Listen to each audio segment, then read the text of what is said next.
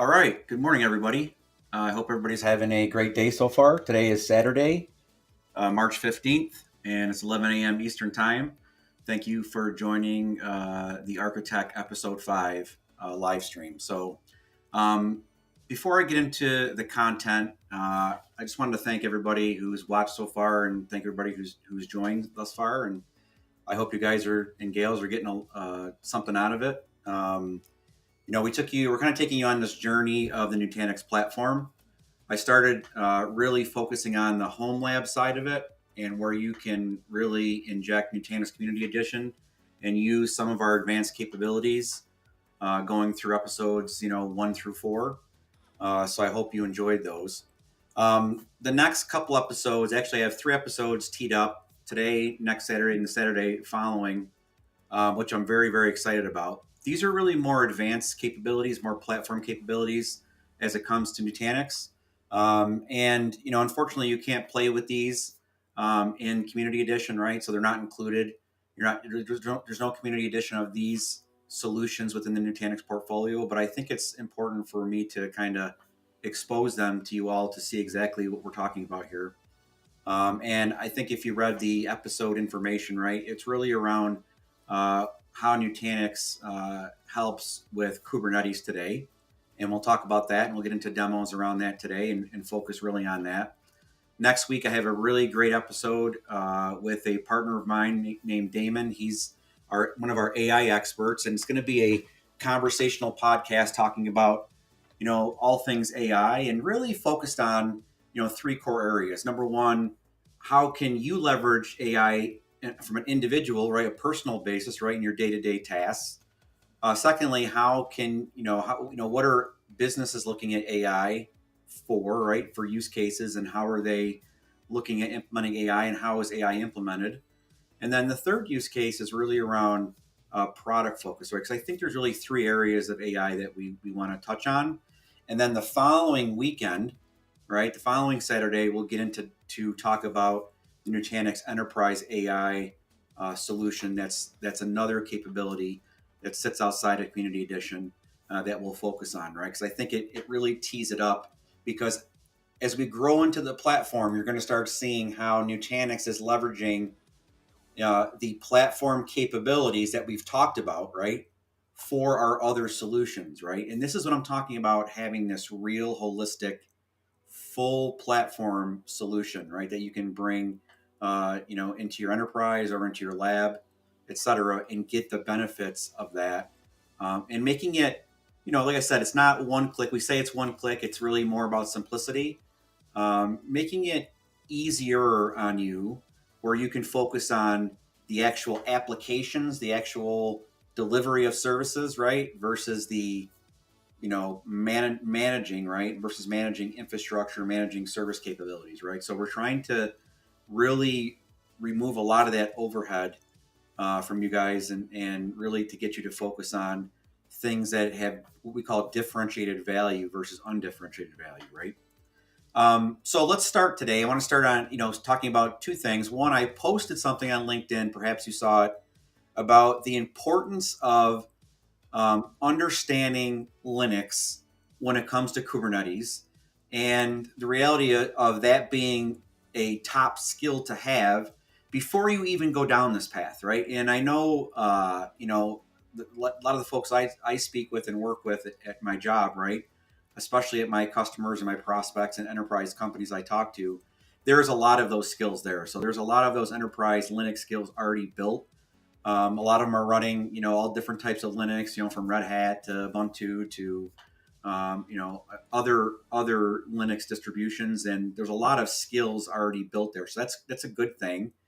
What I would say is, I do have my CKA, I have my KCNA, and I'm working towards my Kubestrown certification, which encompasses three more certifications: the CKAD, which will be my next certification, the KCSA, which is the security associate, and then the security administrator. So, what I will say is, before you even think about going down this path of Kubernetes, just make sure you have those requisite skills around Linux, because everything really ties back to Linux. Okay, especially around networking and file systems and troubleshooting. Right, if you know how to troubleshoot in Linux, then you're gonna somewhat easily be able to pick up troubleshooting in Kubernetes. Now I know there's some nuances to Kubernetes. I'm not saying there's not, but just make sure that that your Linux skills are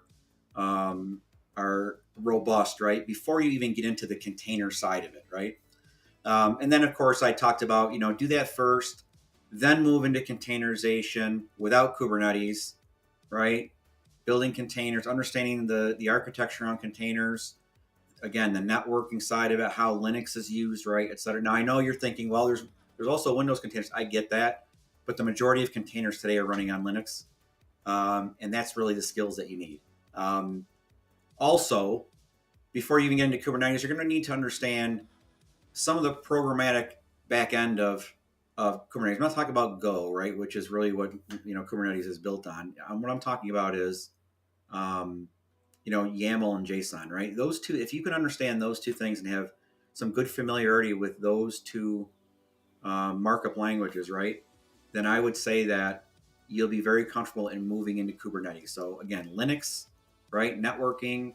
When I say Linux, I don't mean just the operating system. I mean, obviously, the file system, logs, networking, PKI, all of those things that are very important to Linux, right, and critical to understand Linux. Then get into containerization, then move into JSON YAML, and then move into Kubernetes, and you will have a better time. And take it from me, because I learned the hard way. Okay, I didn't have, I wasn't as comfortable with Linux as I am today. And so when I went into my CKA certification and learning process, I took a step back, because I understood that when I started, I'm like, oh, I'm kind of out of my depth here. I better take a step back. And I had Linux skills a long time ago, right? And working with Linux every day, right? And so it wasn't hard for me to get back into it. But I will say that just make sure that your focus is there. The second thing I want to just share really quick is the screen here that I have here. I'll make this bigger. As I was preparing the environment for this morning's session, I came upon this article on infoq.com, which really ties into the value of what we're delivering with our solution we call a Nutanix Kubernetes Platform. Again, I know it's a product name, but just assume, it's our Nutanix Kubernetes solution and what we're tackling, right? And what folks in the enterprise and folks in business are struggling with or challenged with, right, today as I talk to customers and talk to folks, right?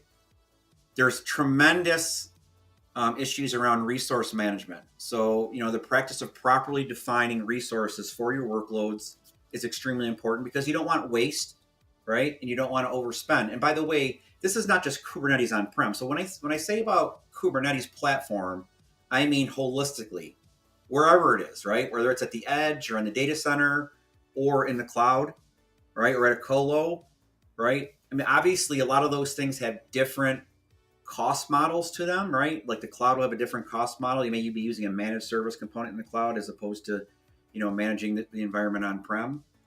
But really what we're doing is we're bringing this all together, right? And so all of these things still apply, right? Resource management, where I place my workloads, right? Using, selectors, affinities, taints, and tolerations. Some of that, right? You could use labels, right? We'll talk more about that here when we get into workspaces and projects as it pertains to our solution. But, some of these things still are outside of our platform that you still have to understand Kubernetes and still doing these things within the Kubernetes construct, right? High availability, right? Ensuring redundancy across the board. Business continuity, DR capability, making sure that your health probes are configured properly, understanding persistent storage when you need persistence. And as a matter of fact, most customers I talk to, generally speaking, nowadays, over 50% of the workloads that I'm running into with Kubernetes require persistence, which is crazy, right? Because when containerization first came out, there wasn't the capability of persistence, right? It was really stateless, built for stateless applications. And so the growth in the enterprise, right, when it comes to requiring persistence is tremendous. And so you need to understand persistent storage capability. And that includes things like, container storage interface, container object interface, what types of storage that you're going to use, whether it's read write once or read write many. Maybe we're using a block capability in the back end, or a files or NFS capability, or a object capability, right? And then persistent storage as pertains to structured data, right? And, running databases. And I'm not going to focus a lot on that. I think we probably want to take a one-off on a couple things that I'm not going to be able to get to today. And those things are really around disaster recovery, which we'll talk about in part 2 of this. There will be a part 2. And of course, running databases in Kubernetes or outside of Kubernetes, and when to make that choice. And that's when I'm going to bring in our database as a service platform as an alternative to, for an on-prem solution, right? Versus what an RDS looks like, or an Azure SQL service or something in the cloud. How do I do that similar capability on-prem? And of course, observability and monitoring is key. And by the way, observability and monitoring aligns to a lot of these different things, right? Resource management, workload placement, health, right? Cost optimization, right? Without observability and monitoring, it's hard to do all those other things, right? Because sometimes application folks don't, and dev teams don't tell you exactly the resources they need, right? They tell you the resources they want. And generally speaking, what happens is sometimes you're over provisioned, and of course you're paying for that, right? And you don't want to be over provisioned. You want to make sure you're right sizing, but making sure you're giving enough and you can scale, right? And that's the beauty of Kubernetes, the ability to scale quickly, right? And recover from failure. And then of course, cost optimization.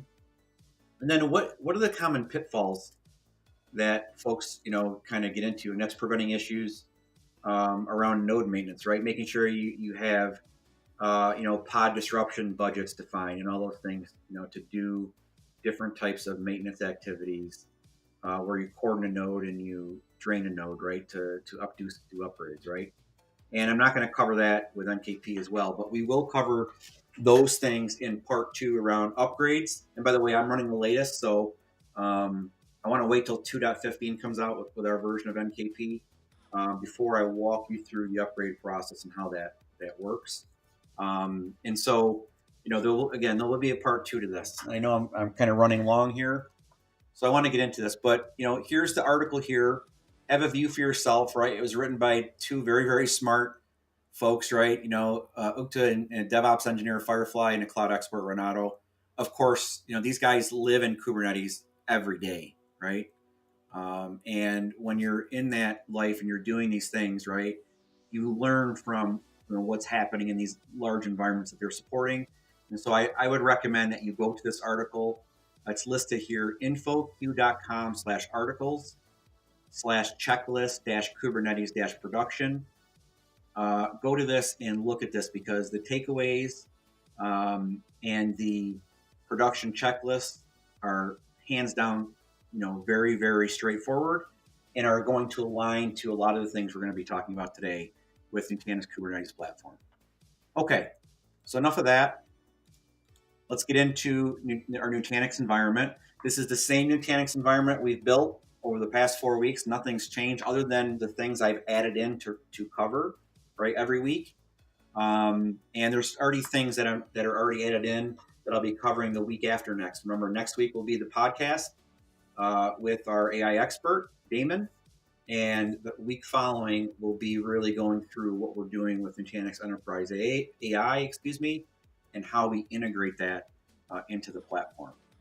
Okay, so before we start, right, with NKP, there are some prerequisites that you have to go through. So if you go into into mynutanix.com, right, or the portal, there are prerequisites.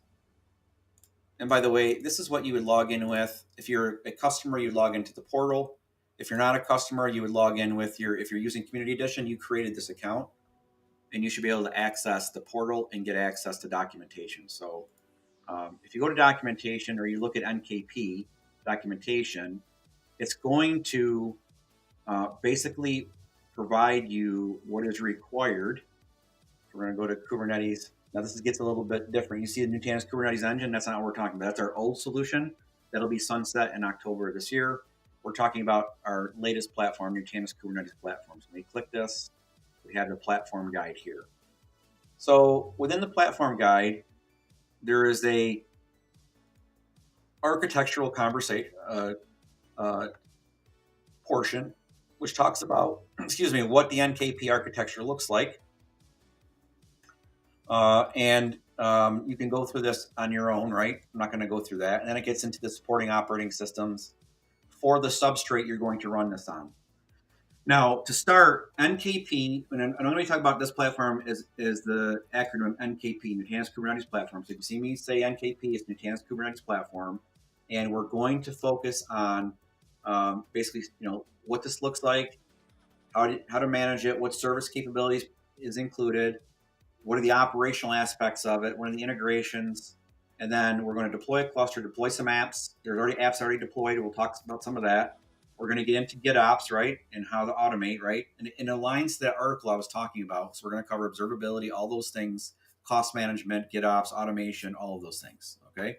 But the difference between this solution and a lot of our other solutions is you can run NKP anywhere, okay? So NKP is not reliant on the underlying Nutanix substrate that we've built already. So you can run NKP on AWS, okay? You can run it on Azure. You can run it on bare metal, right, without requiring a virtualization stack. And this is different for us, right? Because generally speaking, most of our core services rely on the underlying substrate of our HCI platform, right? And when we talked about our storage services last week, I talked about NUS and files being one of those services that you can now run on AWS natively without having that substrate. NKP runs pretty much on any substrate, right? Whether it's, like I said, bare metal, in the cloud, on Nutanix, right? And I'm going to show you what it looks like on Nutanix because you get that full stack experience with the storage services and the compute and all those things. But you can run it on VMware as an example, so you don't have to run it on Nutanix HV.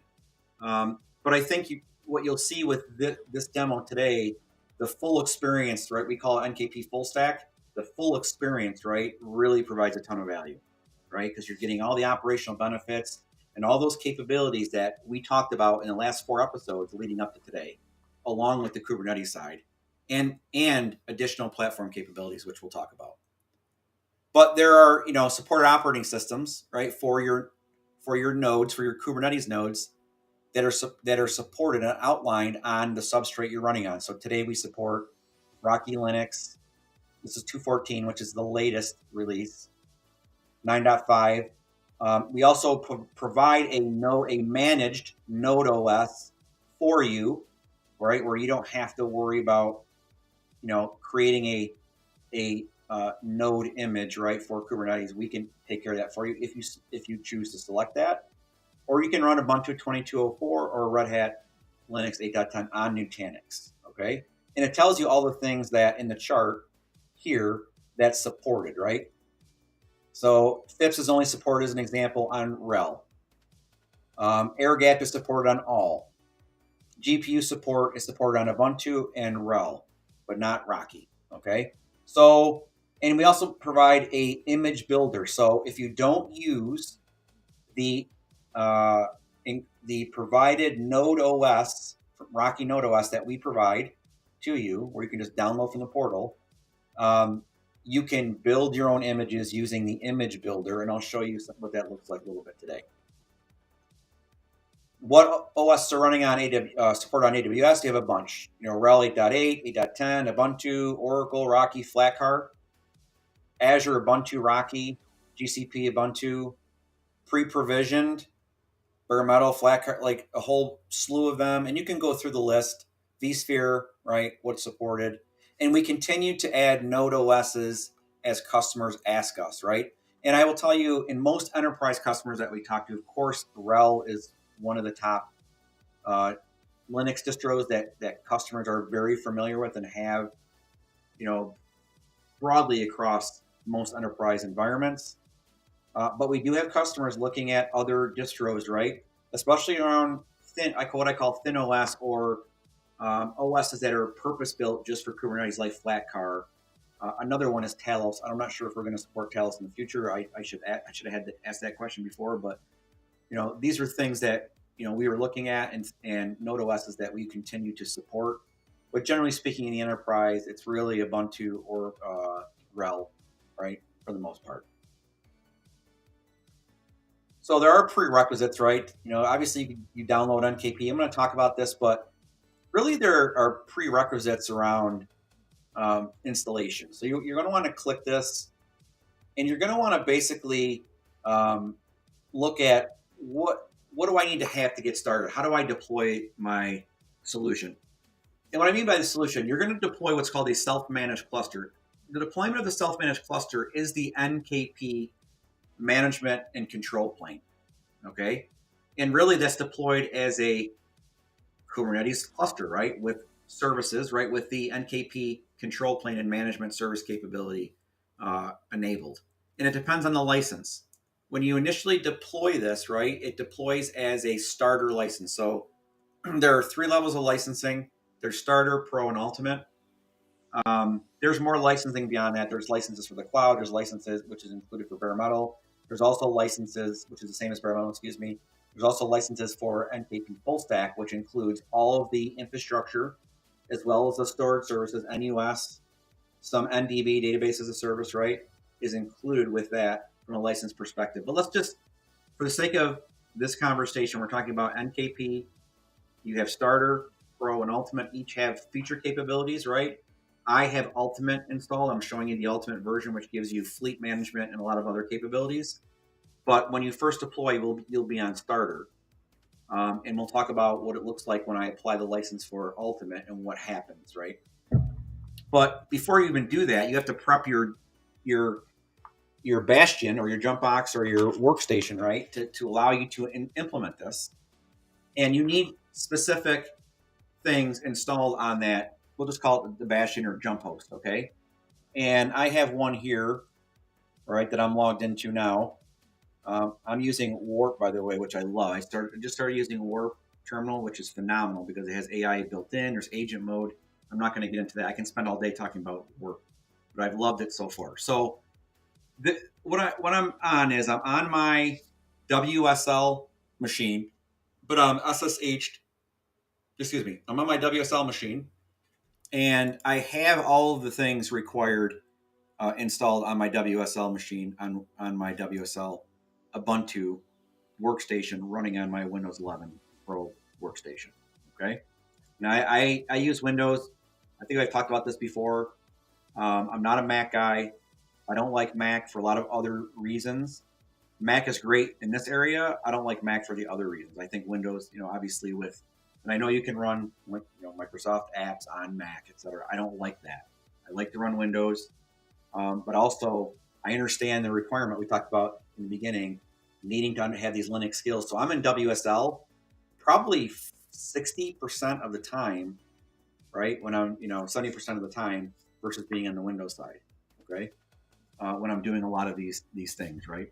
So what do I have installed? Well, the first thing you need to have installed, right, is you need to have the Linux operating system with the updates, right? Obviously, the ability to SSH into it if you need to, right?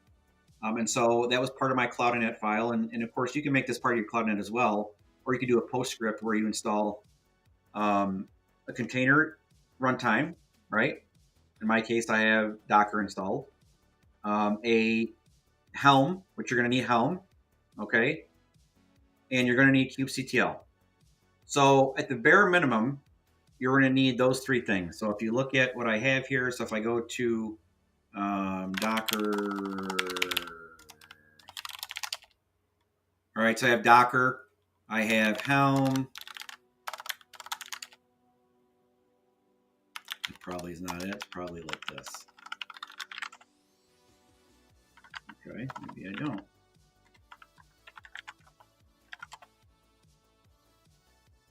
Oh, I'm not spelling it right. That helps, huh? Okay, so I have Helm installed, and I also have kubectl, of course, right? And the other thing that you're going to need that you're going to want to install, I think I like K9s installed too, but I don't think I use this as much. I should use it more. But a lot of people, you have these tools that they leverage.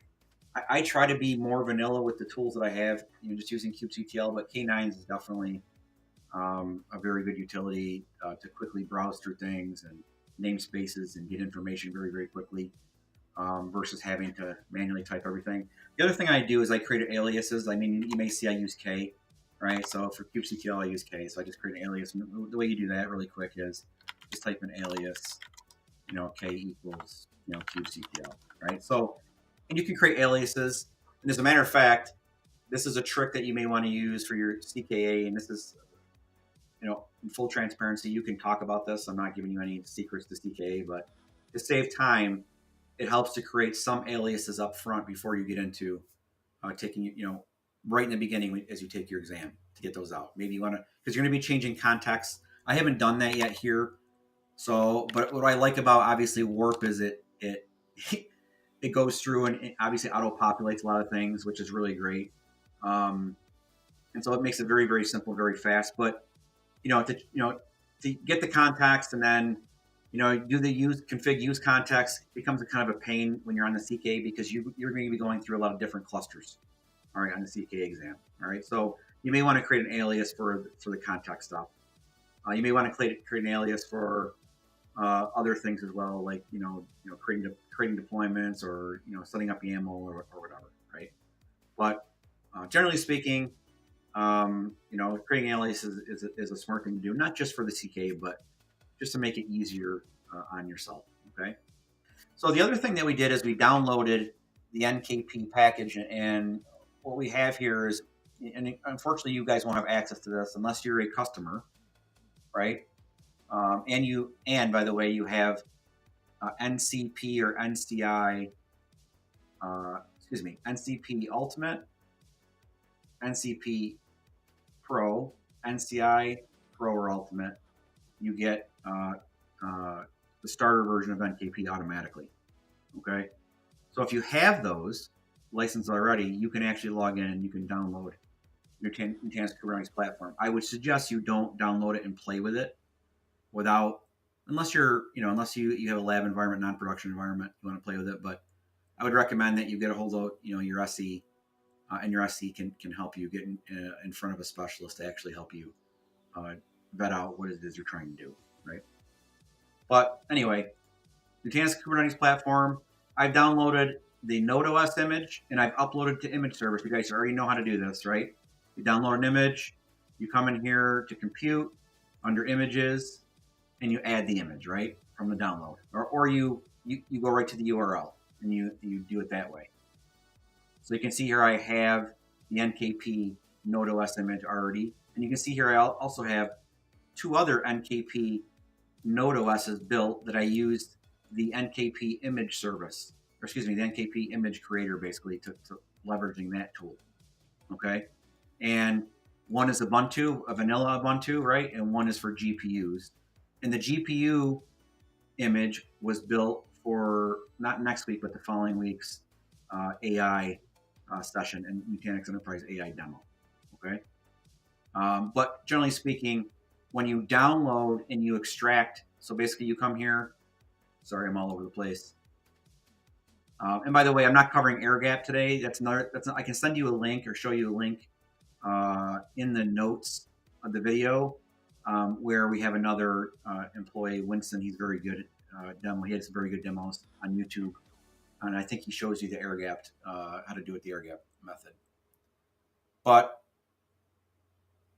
here it is, NKP for Linux 2.14.0, which is the latest. And you can come here and you can copy the download link, right? And then you can do a curl, right? And put in the download link, put in the file name, quote the download link, download the file, and then untar the file, right? When you untar the file, you're gonna send your NKP binary to the user local bin. That way you have access to NKP wherever you are in the shell. And that way you can look at what's NKP. So when I do that, I do NKP and I do version. It's going to give me all the things that are part of that bundle, right? You have the image builder, you have Commander, Convoy, etc., and you have the NKP version 2.14. Okay, so now that you have that, you have the ability to stand up a cluster. Okay, now I'm only going to be focused on deploying a cluster on Nutanix today. Okay, and I've already deployed the management cluster, so I won't be deploying that, but I'll show you what it looks like, and you can do it in a couple different ways. The first way you do it is through what we call a TUI, which is a text-based user interface. So if you run the command NKP create cluster Nutanix being the target, right? It's going to give me the TUI. And within the TUI, you're going to put in your Prism Central information, user password, whether it's secure or insecure from an SL perspective, what project, right, is created. I think when we talked about this before, remember we had a project created for the self-service. 2 episodes ago, we talked about self-service and I created a project.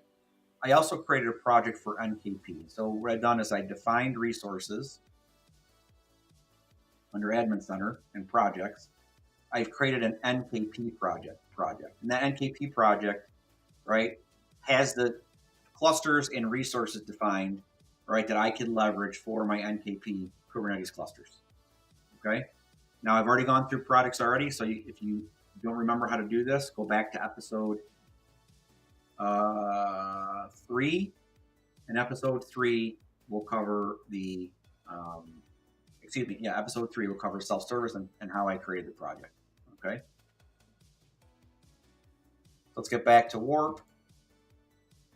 So you'll put in the information. So you put in Prism Central, colon, the port. It's not going to show up, but basically what happens is when you put in your username and password, it'll populate the product. Let me just show you what it looks like. That way you can see exactly what's happening here.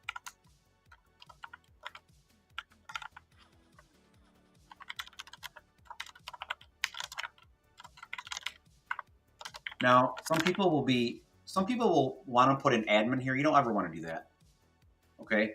And you want to make sure your account has the proper capability of deploying NKP. Right. So, I mean, obviously when you're in a production environment, in a business environment, obviously I'm a little bit more laxed when it comes to lab, because this is not part of my production home environment. This is a lab that's segmented away. Okay. And so I'm not concerned so much about, the strict nature of authorization, authentication, but you guys should be when it comes to obviously your business, right? So your account should be able to have specific rights, and those rights are outlined in the guide on, creating Kubernetes clusters, right, within, Prism. Because remember, we're targeting the infrastructure of Nutanix, right? And so you have to have those permissions to do that. And so let me just make sure I have, all right, so I'm going to do yes to insecure. I think maybe I put something in wrong. Let's see here. Yeah, so I put my password in wrong. So now you can see that it's authenticating, right? It's going in, logging in, and validating that I can get to these two products. I'm going to choose NKP. And then under the NKP cluster, I have these two clusters defined. So I'm US East Management is where I have my NKP self-managed cluster. And then I choose my network that I've created. Remember, these are all things that we've already done, right? I've created my server networks. Those are things that we've already covered in episodes 1 and 2, okay? And then you're going to do your NKP cluster name, right? And then you're going to define your control plane endpoint. So these are IPs in the same subnet as your nodes, right? That are outside of your DHCP, right? They have to be static, right? So you're going to need, I set aside, you need 2, but I set aside typically 5, okay?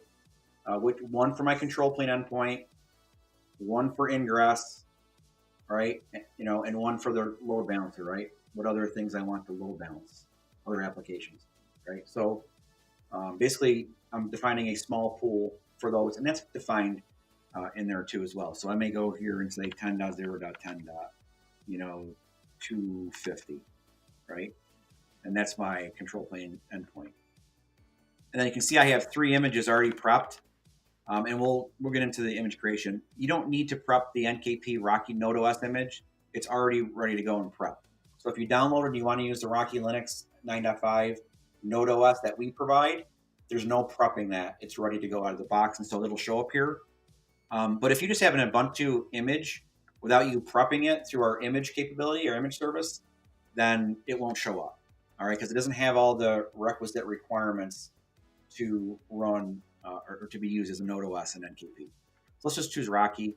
And then here, this is the service load balancer I was talking about, right? The other range. So out of the 5, right? So I may go, in this case, 10.0.10.253. I can't use 254, as you know, okay? Or you put a range in, excuse me. So after the control plane, you do this.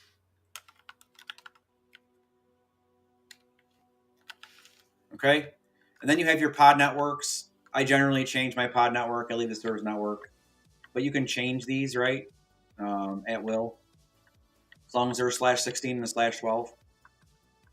/12. Your reclaim policy. Do you want it to be? You want to delete when you delete a pod or deployment, right? Do you want the persistent storage to be deleted, or do you want to retain it? So in a database, as an example, you may want to retain that, right? So if you're running databases in this cluster, you may want to choose your storage reclaim policy as retain. Now, this is using the native CSI implementation, okay? You can create other storage classes and make them different, right? So you can just say, okay, I'll delete my main one, right? But I'll create a storage class that's also volumes, or it's files, right?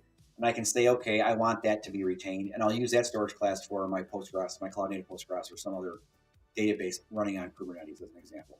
Okay. File system ext4. When you would change this, right? Again, you could define this in the storage class, right? So for a workload like Redis, you would change this to XFS, right? But you wouldn't do that here. I would just leave it ext4, and I would create a storage class that has XFS for Redis as an example, right? And you want hypervisor attached volumes, and then it'll look at the storage containers.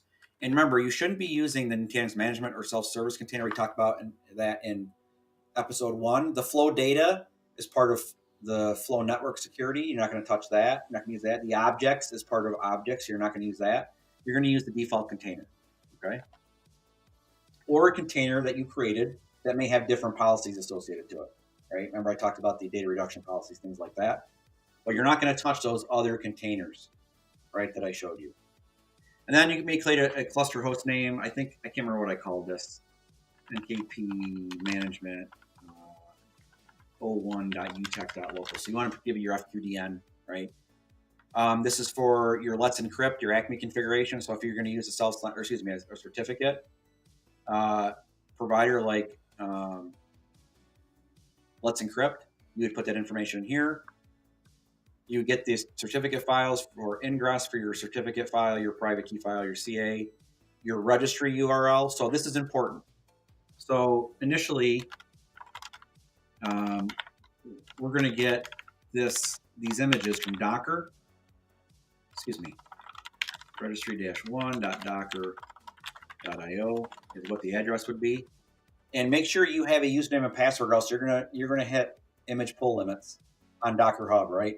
And without that username and password, you're not going to be able to do that. Now, again, this is not the air gap configuration. So air gap, we will provide you an air gap bundle with the necessary images, and you will push those images to a registry that you set up. You can set up a Docker registry on your host, right? A simple Docker image registry on the Bastion host if you want, and use that for now, because we actually deploy Harbor, right? If you like to deploy Harbor registry, we deploy that for you to have a real registry solution, right? But you can have and stand up a simple Docker image registry right on the Bastion, right? In an air-gapped environment, and push those images into that Bastion. And so that way, during deployment, we can pull those images from the simple Docker registry, Docker Hub registry that's running locally, right, on your Bastion host. In my case, I'm actually accessing Docker on the internet. And so there's image pull restrictions when it comes to that. Like how much can I pull from Docker Hub, right?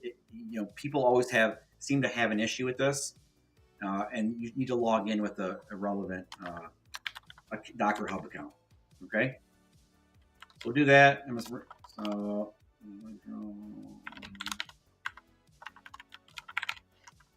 And then what your SSH user is, right? So you may have your own SSH user. Mine is Mike, and this is where my SSH public key is located, right? And so you want to populate that, right? You want to make sure you put in the right directory, home Mike.ssh ID, right? _RSA.pub, okay? And then if you have a proxy, you need a proxy to get out to the internet, you need to put the proxy information in here. Now, there's two things you can do. You can do a create NKP cluster, which will go through the create process, or you can do a dry run, to make sure that everything will function properly before trying to create it and have it error out during the middle of the creation. I suggest you go through the dry run first to make sure it looks good, then go through and do the create, okay? Now, this is going to deploy it, and what's going to happen here is we're going to deploy a kind cluster on the Bastion host using the Docker CNI, and we're bootstrapping, right, the NKP cluster, because we have to run what we call the CapX, and you guys heard of CAPI probably, which is a cluster API. Our cluster API for Nutanix is called CapX, okay?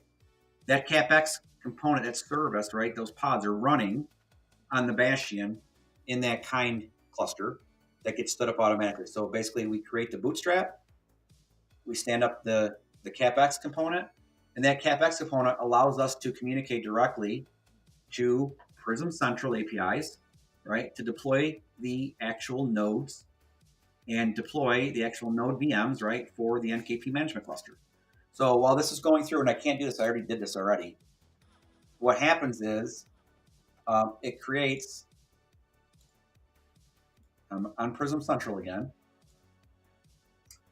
the NKP management cluster, which is not on this page, it's on this page.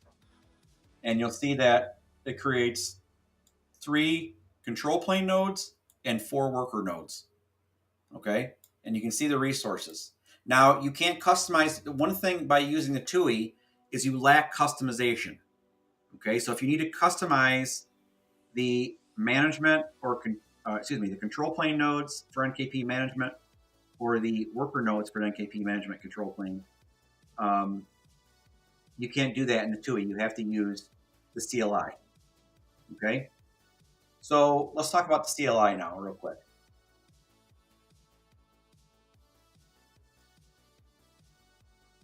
So I'm in VS Code. And let me see where I have this.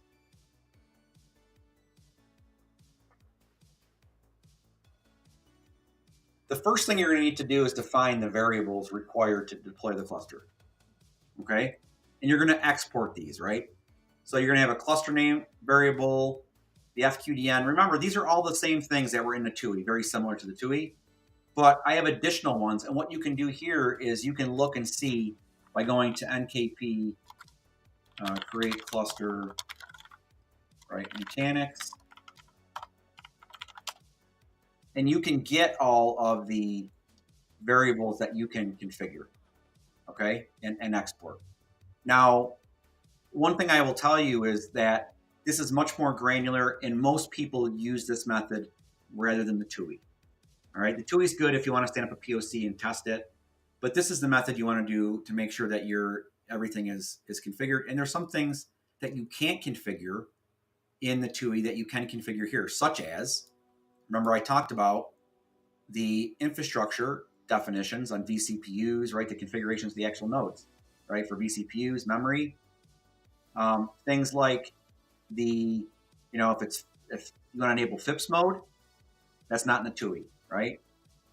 Things like we talked about registry, but what about a registry mirror, right? Defining that, you can't do that in the TUI. You can only define a registry, right?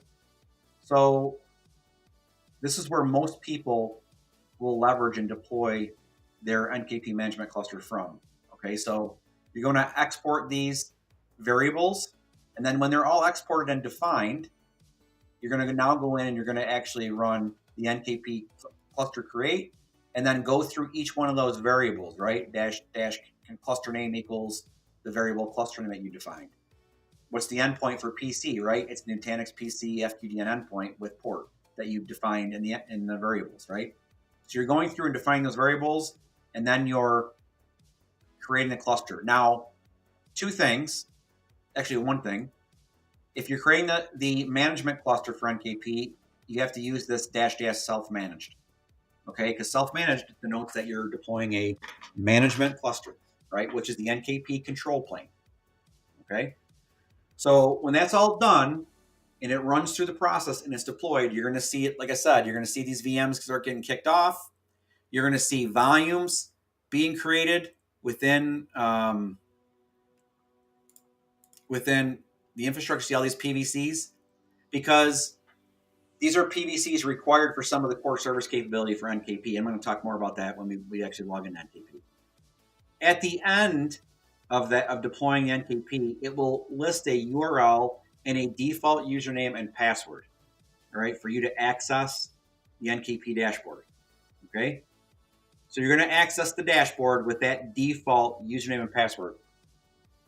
I'm not going to show you what mine looks like, but it's going to be this crazy username and crazy password, and it's going to give you the URL to actually connect to.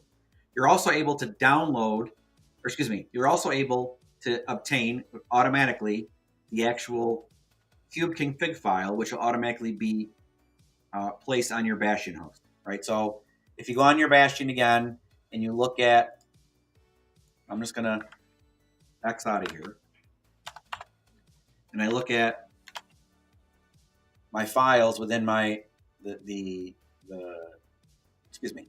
then directory I'm in now, which is home, right? You'll see this NKP management conf file here. Okay, this one right here. That is the kubeconfig file that you'll need if you want to access that through kubeconfig. All right. Now you can do that, and it's good to have that because you may need that for possible troubleshooting, the deployment, right, and those things. Okay, that's a possibility, and you'll get that pretty quickly when you're going through the deployment. Just watch what's happening. You'll get the text output, and you'll see where you can actually get the kubeconfig file. And then at the end, like I said, it'll provide you the URL to access NKP, which you predefined, and the temporary username and password to log in with. Okay? So before we get into kubectl, I'm going to log into NKP, which I've already done. Okay, so I've logged in NKP, and you immediately get access to the dashboard in this Getting Started page. And that's where you want to start. Okay, because you're logged in. You see me logged in as myself. I've already set up my authentication source already. All right, but I want to walk you through getting started. So if I go to getting started, it's going to first set up an identity provider. All right, so let's go do that. You're going to add identity provider, and you're going to determine which identity provider that you need to log in, or that you're going to use, right, in your environment to leverage. I leverage LDAP, and I've already configured it. So if I go into LDAP, I come in here and I configure this. Now I'm not going to walk through how you do this. Again, in the show notes after I post this, okay, I'm going to link you to Winston Sue's YouTube channel. It actually shows you how to configure the LDAP domain as well as the air gap deployment if you want to see what it looks like to do an air gap deployment. Okay, so you have LDAP. I've already done it. I've added it, and after I added it and configured, I went into access control. All right, and now you have to do what's called a role binding. So I already have. So what I do is I added this group, NKP admins. This group actually is a group within my LDAP, my domain. Okay, and I added the cluster admin role and the DKP commander admin. So basically, I'm a super admin to the entire environment. I can do whatever I want. Okay, I have full super user access to pretty much everything. That's me. Okay, and this is at the global level. You can see here this global level. When we start getting into other things, right, you can start getting more granular with the access, and I'm going to show you what that looks like. But we're starting here first. So add in that identity provider and create an account for you. That way you're logging in and authenticating against that identity provider and getting the authorization that you provided in these roles. Okay, that way you're not using that username and password that NKP provided you post deployment of the NKP control plane. All right, just basic good hygiene. Okay, then it's going to say configure access control. I've already done that. Okay, I didn't go through this. I did it outside of this, so that's why it's not green. And then it's going to say let's create a workspace. So what is a workspace? Let's click on workspaces. A workspace is basically a multi-tenancy, a hard multi-tenancy. So I'm basically creating a workspace, and I'm adding clusters I'm adding Kubernetes clusters to that workspace. Okay. Now, you create a workspace first, and then what you can do within the workspace. So let's just go. When you create a workspace, you can come in here and you can say create a workspace. Let's just call this episode 5. Episode 5. And I can add annotations and I can add labels to it. Let's just say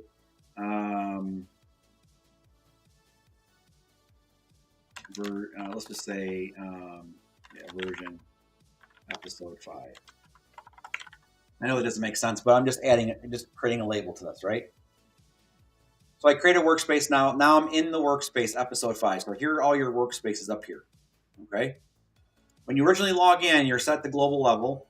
And then as you create workspaces, you'll see them be added into here. And you can see here that we have the episode 5 workspace. And now within this episode 5 workspace, I can now provide workspace granularity when it comes to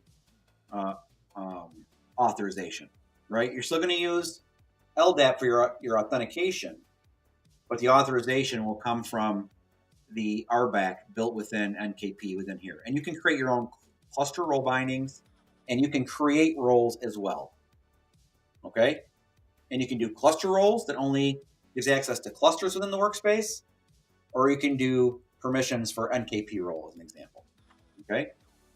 But the reality is you want to be in the workspace that you want to provide granularity to. That way, if you want a user to only access a workspace that has a specific cluster, and then you give them specific access within that, right? They're not, when they log in, they're not seeing the management components, any of that. They're only seeing the workspace and whatever access under that workspace they have. Maybe it's just only view only, and they can only view stuff, right? You have access to provide granularity there and create your own custom roles. Okay. So I'm going to get out of this. Go into workspaces. I'm going to delete this workspace because it's going to. All right. So let's delete the workspace. And let's go into a workspace where I already have clusters installed. But before we do that, I want to go to clusters. Okay. So at this point in time, you've created your identity provider. You've probably created a couple of roles. You probably did some access control right through role bindings. And now you're into clusters. So ignore the clusters to the right of the commander host cluster. Okay. The commander host cluster is the management cluster, is the cluster that you're logged into, right? You're logged into, right? It provides a UI for NKP management, but it provides a bevy of other things, okay? Now, remember when I said when you initially deploy NKP control plane, it's going to be the starter license automatically. So you won't get a lot of capability. You're only going to get capabilities that are part of starter, okay? When you get the license for Ultimate or Pro, you'll come into licensing, you'll remove the licensing for starter, and you'll get a license either through a POC process working with your SE, or if you're a customer and you bought NKP, you'll get access to get the license to the portal, and you'll get the license and you'll apply it, and you'll get NKP Ultimate or Pro, whatever you decide to go with, whatever you need. Most folks are going with Ultimate because all the capabilities are there. And then what happens is we start deploying additional capabilities automatically within the cluster. All right. So, for example, you get access to like Metal LB, load balancing in starter, right? But you may not get access to, Grafana and observability and all those other things. We'll automatically deploy those things for you. So as you go into the cluster and you actually view details, you start seeing these core applications, okay? Now, this is one of the beauties of NKP, because we are selecting the most popular core service capability to get you to a production level, okay? One thing I always start my conversations around Kubernetes with for people that are new to Kubernetes is Kubernetes is not production ready day one. So even if you stand up manually through kubeadm or some other process, right? You're not production ready.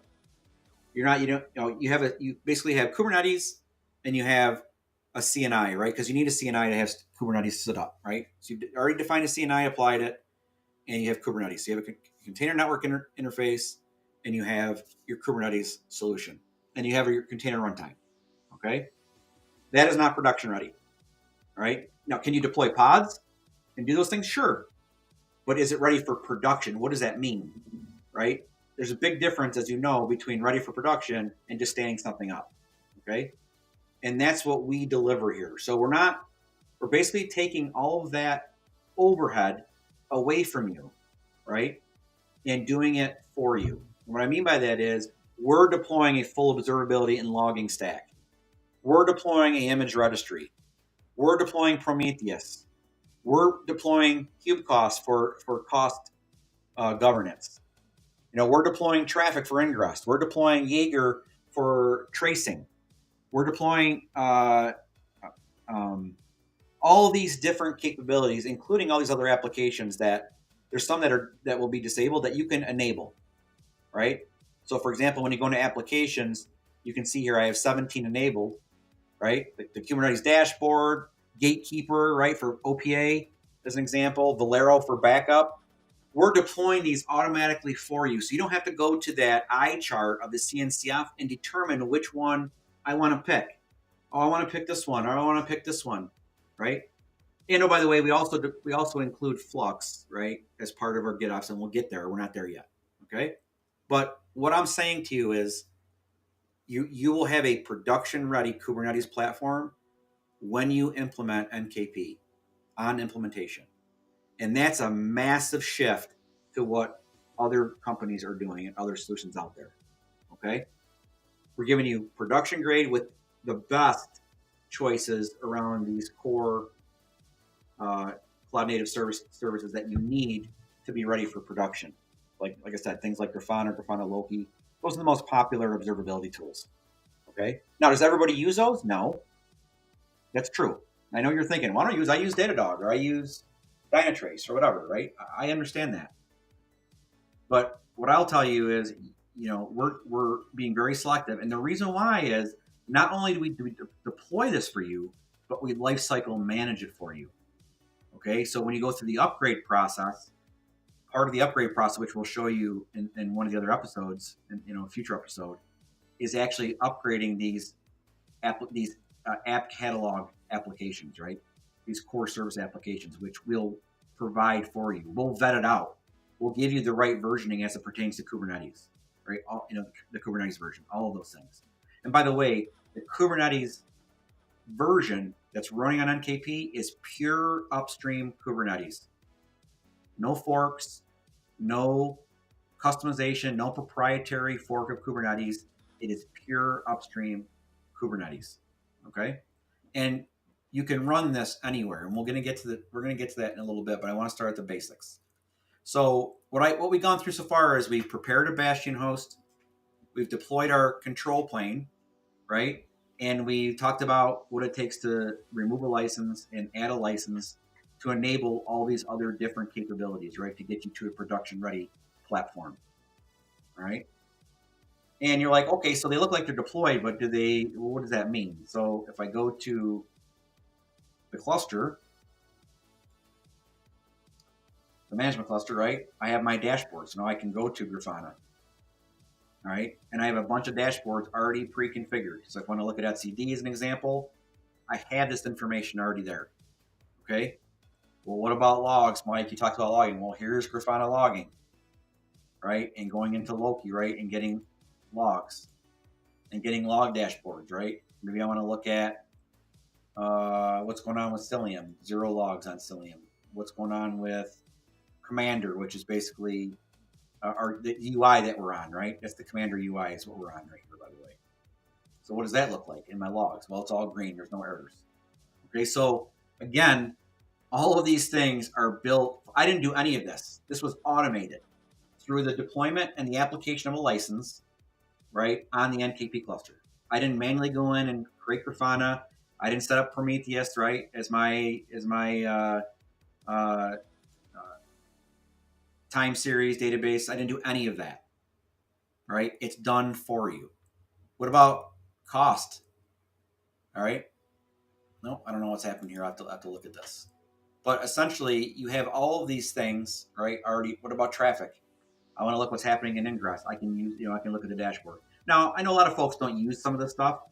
Certainly, you'll use the observability stack, right, from a dashboard perspective. But like going into traffic dashboard, I know a lot of folks don't use this. They'll go in and they'll use kubectl, use other methods, right, of going in and doing it. I'm going to show you what that looks like a little bit too. All right.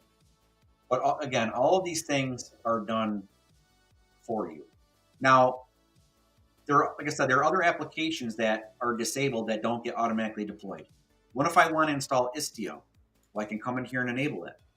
And if it requires an additional service, so for example, NKP Insights is disabled. Well, to enable this, I need Prometheus monitoring, Rook-Ceph, and a Rook-Ceph cluster set up. So those things have to be done first before I enable this, right? So I know that Prometheus monitoring is already enabled. So if I look at the enabled, there's Prometheus monitoring is already enabled. I don't have to enable that. But if I go in and look at this disabled, oh, and actually Rook-Ceph is already set up as well. If I go in here, Yeah, Rook stuff and Rook stuff is already enabled as well. So I can just go ahead and deploy um, um, the NKP AI insights. All right, and it'll automatically leverage those capabilities already deployed. Okay, so again, it's giving you additional access. External DNS. There's AI Navigator, which we'll talk about here in a little bit. But essentially, what these things do. As a matter of fact, let's just enable this real quick. So I'm going to enable insights. And you can actually customize this as well. So if you have a customization, right, or a patch, right, or you need to add additional code, you can do this at the workspace level. And in some cases, you can do it at the cluster level as well. So I'm going to enable this. It's going to go through an enablement process. And within here, so if I go here and I change my context here,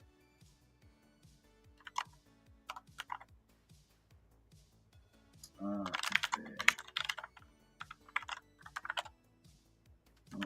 Oh. So my current context is management, so that's what I'm in, the NKP management cluster. If I do a k get po watch, we can start seeing things start to spin up when it comes to the AI Navigator, right? And it hasn't done anything yet, but you can see here, right here, it is insights. You can see it running through here, right? So it's creating the NKP insights under the commander namespace. And I'm going to show you what that looks like as soon as that's done. But we're enabling a feature, right, within the solution. And we're doing this through a one-click process, right? I don't have to go in and apply a YAML or configure a YAML. It's all done for me.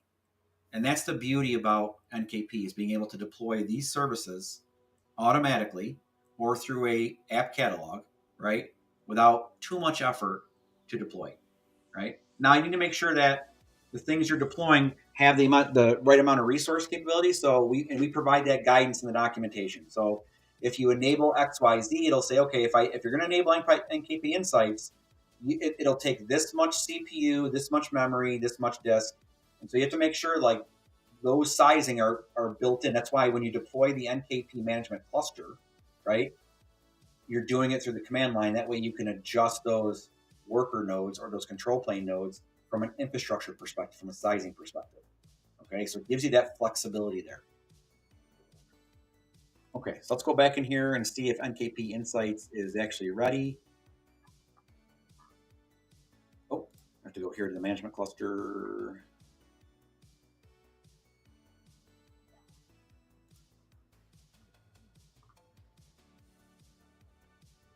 It's still deploying, so it's not ready yet.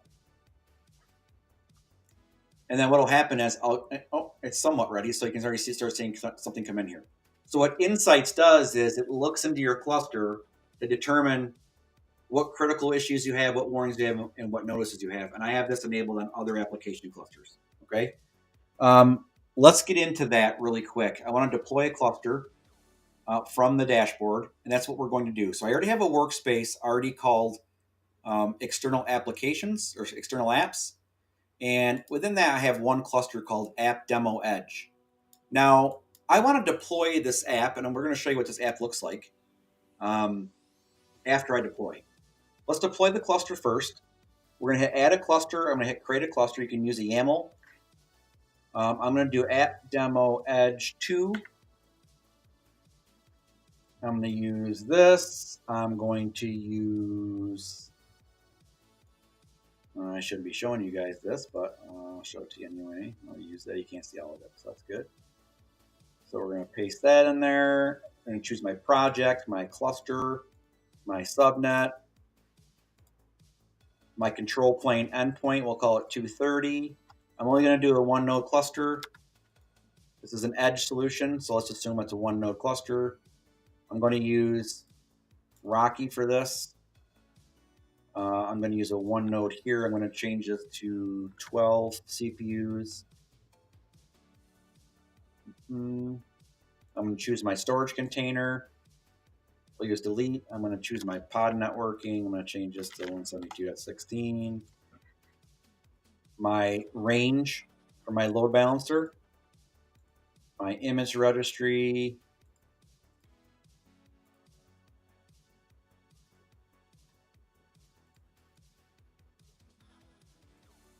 And I'm going to hit create.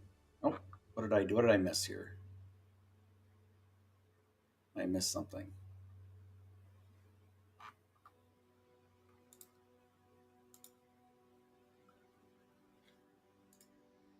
I may have to log back in. So let's log back in.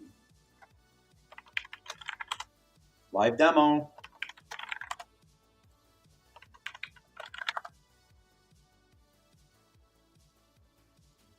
External apps workspace, clusters, add a cluster, create a cluster, app demo edge 2.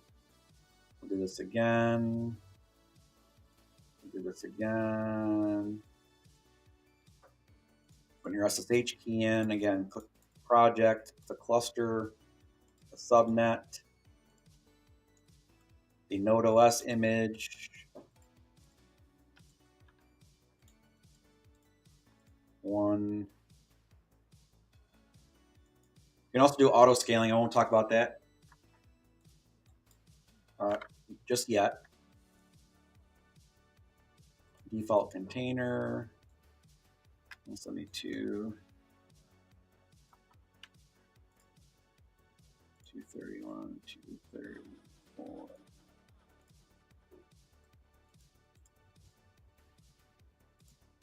Let's see what happens here.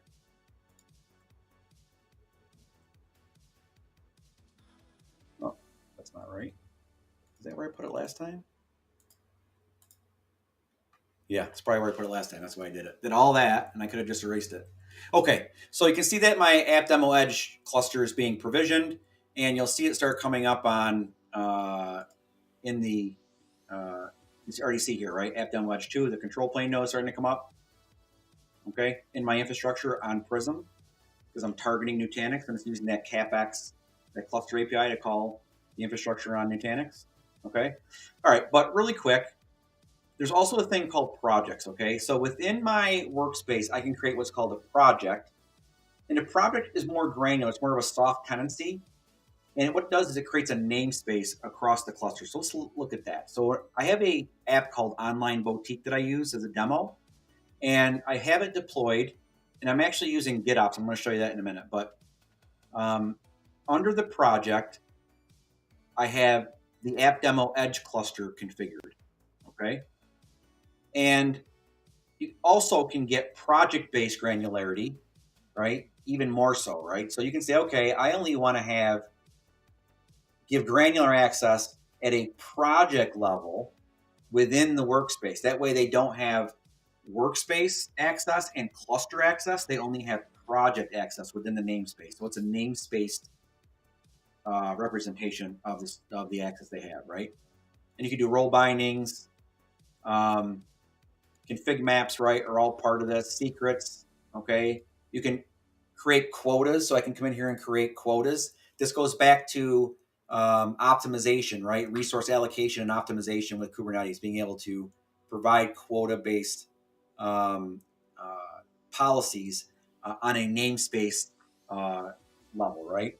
And if you go in here into this cluster, I'm going to show you what this looks like. I know I'm all over the place here, but let's control out of this. Let's do a k config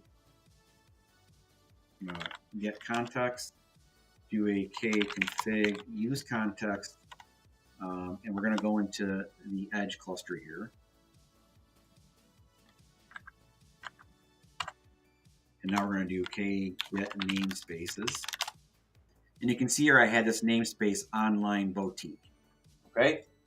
That's because when I create the project, it automatically created a namespace, and everything is namespaced in here, right? The secrets are to this namespace under Online Boutique, this project, config maps, role bindings, including continuous deployment. And you can see here I've defined a public Git, and you're not going to do a public GitHub repository. You're probably going to do a Git repository that's local, right? You're going to be running Git locally, more than likely, and you're going to have a secret created for access. Okay, this is just to show a demo. There's a public repository here that has this online boutique application. And when I edit this, right, I created my repository URL. It's my main branch, my path, right? And if I had a secret for Git, I would publish it already as a secret, and I'd be able to drop down and choose that secret. Okay. And what I do with Git most of the time is a PAT, a personal access token, and a fine grain one. That way, I'm only giving fine grain access to that token, right, to that specific application in repository. Okay. Now that I've done that, what happens automatically is it deploys the online boutique application. So what does that look like? So if I go in here under applications, excuse me, under clusters, and I go into App Demo Edge. Now, there's a couple ways of doing this. I can choose this cluster in the three dots here, and I can go into the Kubernetes dashboard or these things here, or I can go right into App Demo Edge and go right to the dashboard here. So here I'm in the dashboard, and I'm going to do Online Boutique because that's the namespace. And you can see here I have all of these deployments already set up. And basically what this is this is a application that has a ton of microservices, right? So it has an ad service, a cart service, a checkout service, a currency service, etc. And it deploys out, and then it deploys out in a service, right? So if I go down here and I look at services, and I come down here to the front end external, right? It got an IP from remember, the Metal LB pool that we created during the creation of the cluster, it pulled an IP out, okay? And you can see here I had this online boutique, okay? Now this is a real application running live, right? And I can click into products, etc., and I can add to cart, or I can place an order, right, as an example. But this is basically this online boutique app I'm talking about, all right? Now, what if I have to take this online app and I have to deploy it across 1,000 clusters at the edge, okay? Well, in order to make that easy, we're going to use the combination of GitOps, right, and projects. And I'm going to show you what that looks like. So now we're going to go back to the dashboard, and we're going to go to, we're in external apps, we're going to go to clusters, and we're going to see if this, okay, and it's not quite done yet. This app demo edge is not done provisioning yet. But essentially, I'm going to show you how we're going to basically be able to add that into add the project into this cluster, and then automatically deploy the application to this cluster as well. While we're waiting on that, though, I want to show you two other things. I have two other workspaces, one for internal applications, and this is running on the app demo prod cluster. So let's go into that and see what this looks like.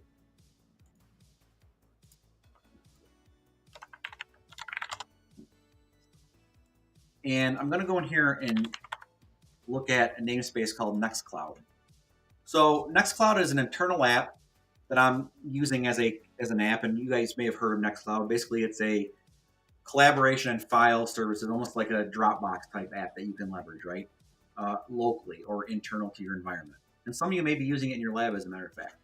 But this requires a database, and it requires persistence. So not only a database, but also persistence if you're saving files, right? And so I want to make sure that I talk about this because I think I remember before when we talked last week, we talked about files. And we go into files, I created an API key, okay, within files. And that API key is used for Kubernetes to be able to access files to dynamically provision shares. So under configuration, right, under manage roles, you see here I have a CSI username and a password, and that's my REST API user access. And what I've done is I defined a secret, and I've created a storage class for files within the cluster. So if I go into this cluster, this is app demo prod, and I go back to here and I do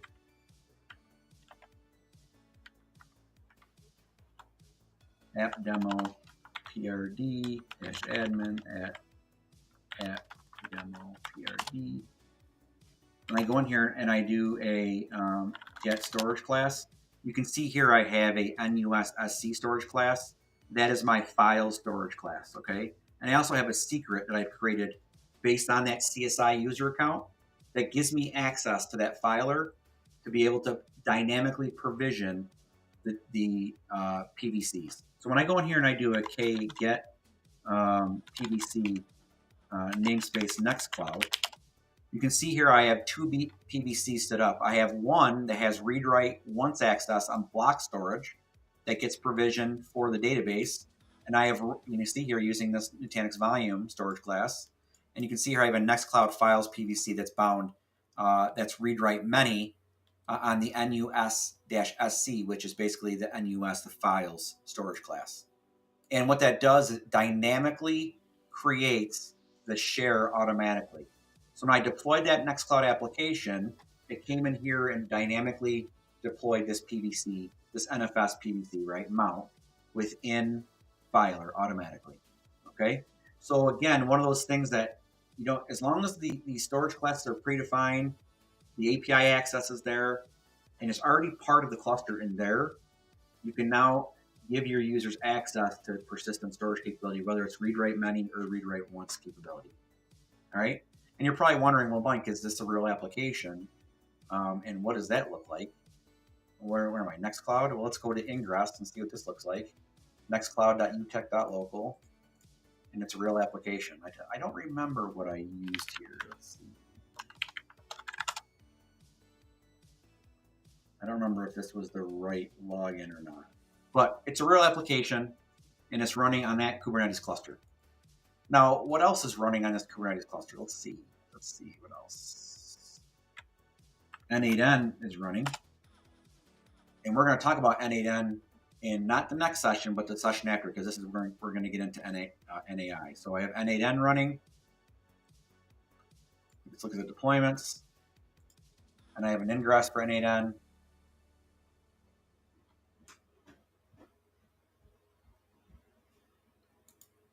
And I was logged into that earlier, so I'm not sure what's going on. But again, live demo, right?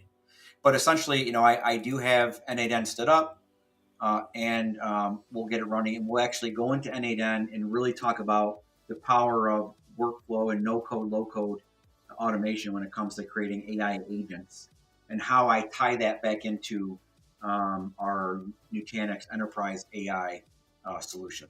So I'm not sure why that's not working. I'm not sure why that's not working. I'll have to check that before. But essentially, it's an application running on this application cluster. Okay. Now let's go back into the external apps.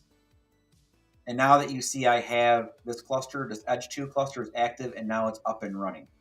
So again, what if I have to, let's go back to the online boutique solution. Let's go into the projects. And now I want to edit the project. They can see here I have another app cluster that was built in this workspace, right, that I can now assign to this project. I can manually assign it, or I can dynamically assign it. So dynamically, what will happen is I can select I can create a label for the clusters, right, where it dynamically picks up the label and says, okay, assign it to this project. You can do that, or you can manually select it. So in my case, I'm just going to manually select app demo Edge 2. I'm going to hit save. And when I do that, what should happen is we should start seeing the deployment through the continuous deployment GitOps, right, that I have set up through Flux. That's going to actually automatically deploy this online boutique application to this cluster. So think about this at scale and the benefits of this, right? I'm deploying this application, and saying I need to deploy it to 1,000 Edge sites. How do I do that? Or I need to deploy it to multi-cloud, right? I can, deploy to cloud, or I can deploy to Edge, or whatever. How do I do that? Well, you can do that through our GitOps automation built in. So let's go into that cluster really quick here in the Kubernetes dashboard.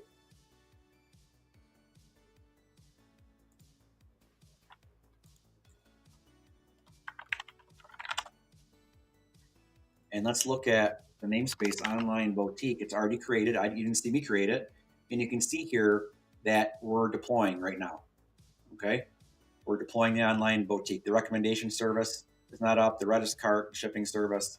There's some things that have not been deployed yet, and we're just waiting for them to be deployed. But what's happening is based on the project and me adding that cluster to the project, it's deploying that online boutique app, okay, automatically. All right. And that's the power of GitOps. It's continuous deployment, continuous delivery. And you can see here we're up and ready and going. Let's go to services, look at the front end. And now this online boutique is running on that cluster with NKP that I just stood up. Okay. How long did that take? 10 minutes? 10 minutes to actually stand up a Kubernetes cluster, have it production ready, and have that application be deployed automatically. right? So again, I know I went long again, and I could go forever because I get very excited about Kubernetes and the power of the NKP platform. We didn't even talk about the fact that you can run this anywhere, and you can, right? So when you look at like infrastructure providers, I can add infrastructure providers, and I only chose Nutanix to show you the power of the full platform stack. But also you can run on AWS, Azure, vSphere, bare metal, right? You can run this and deploy Kubernetes clusters anywhere and get holistic fleet management and standardization across all your environments, right? How many times have you have an on-prem solution that uses these specific components, and then a cloud solution that use their specific components, and then another cloud solution or edge solution that uses a different solution or a different set of components that you have to manage all separately? That's a nightmare, right? That doesn't give you operational resilience. It gives you operational overhead, right? And the goal is to remove operational overhead and get you focused on delivering, right, as a platform engineer, right, or as an SRE, delivering capabilities back to your developers, right? And that's the goal. Get developers focused on delivering great software, right, with high velocity and giving a self-service experience. And you can see here, it was fairly straightforward to get this up and running. I know I scratched the surface on the capability of NKP. I didn't want to go very long today. I went very long, longer than I wanted to. But I hope you enjoyed today's session. I hope you saw the power of Nutanix Kubernetes Platform.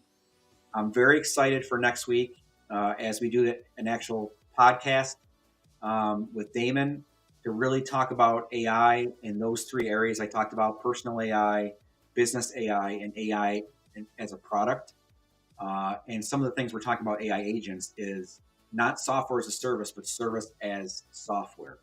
And we're going to talk about those great things next Saturday at 11. I hope you join me. And then the weekend following Saturday, we'll get into AI demos, Nutanix Enterprise AI. And guess, by the way, Nutanix Enterprise AI runs on NKP. It can run anywhere, but also runs natively on NKP. And you can see here in the dashboard,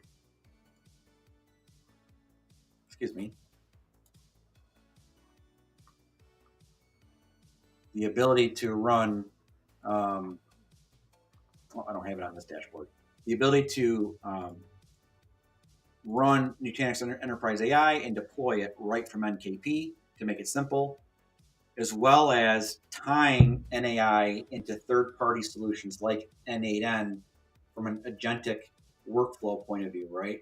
To start your POCs or start your proof of concepts or your pilots, and being able to manage models effectively, et cetera. So there's a lot of content coming. Thanks again for joining on a Saturday. I know it's tough to do that and give me over an hour of time, so I appreciate that. And if you didn't join, I still welcome you. You still have access to these videos. You can go to the YouTube channel and access them, LinkedIn to access them, and I also post them on my blog, unknowntech.io. So have a great rest of the day and a very productive week ahead, and I look forward to seeing you next week. Have a great day. Bye-bye.